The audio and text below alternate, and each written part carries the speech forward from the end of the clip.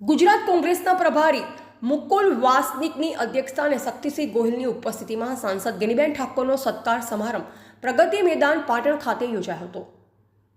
પાટણ ઉત્તર ગુજરાત ક્ષત્રિય ઠાકોર સમાજ દ્વારા આયોજિત બનાસકાંઠાના સાંસદ ગેનીબેન ઠાકોરનો સત્કાર સમારંભ યોજાયો। આ પ્રસંગે ગુજરાત કોંગ્રેસના પ્રભારી અને સાંસદ મુકુલ વાસનિક, સહપ્રભારી સુભાષિની યાદવ, પ્રદેશ કોંગ્રેસ પ્રમુખ શક્તિસિંહ ગોહિલ, વિરોધ પક્ષના નેતા અમિત ચાવડા સહિત ઉપસ્થિત રહ્યા। આ પ્રસંગે ઉપસ્થિત કોંગ્રેસના નેતાઓએ ભાજપની કેટલીક નીતિઓનો વિરોધ કર્યો।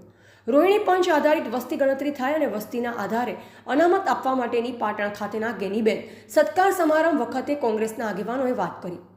આ પ્રસંગે ઉત્તર પૂર્વ ધારાસભ્ય ચંદનજી ઠાકોર અને બળદેવજી ઠાકોરને ₹11 લાખનો ચેક મામેરા માટે ભર્યો, પરંતુ તે ચેક ગેનીબેન ઠાકોરે કન્યા કેળવણી માટે સ્વીકાર કરી પરત કર્યો હતો।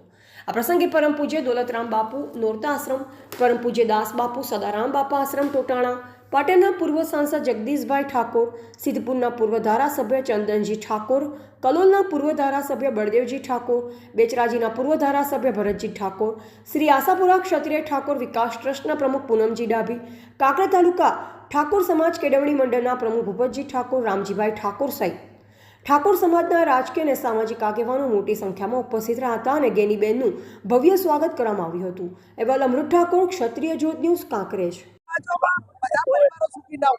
અમારી એક જ માંગણી છે કે ઓબીસી સમાજને વસ્તીના ધોરણે બજેટ મળવું।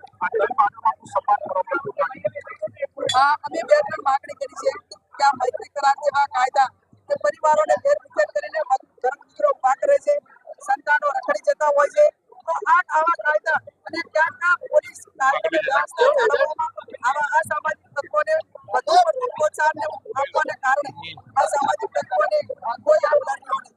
હમણાં કોઈક ગાંધીનગર પોલીસવાળા એવા કહેતા હતા કે કોલેજ આગળ અસામાજિક તત્વો એ આવીને ટ્રાફિક કરે છે અથવા તો કોલેજ દીકરીઓની હોય ત્યાં આટાફેરા મારે છે, એટલે એમને અહીંયા બહાર નીકળવું નહીં કે સમસ્યા તમે આઝાદી છીનવાને બદલે કાયદો અને વ્યવસ્થા સુધારો। એટલે સમગ્ર ગુજરાતની અંદર કાયદો અને વ્યવસ્થા કરેલી છે, ત્યારે મારી એક જ માંગણી છે કે કાયદો અને વ્યવસ્થા સુધરે, બેન દીકરીઓની સલામતી માટે સરકાર આગળ આવે અને દીકરીઓને ભણવા માટેના શૈક્ષણિક સંકુલ અલગથી બનાવવામાં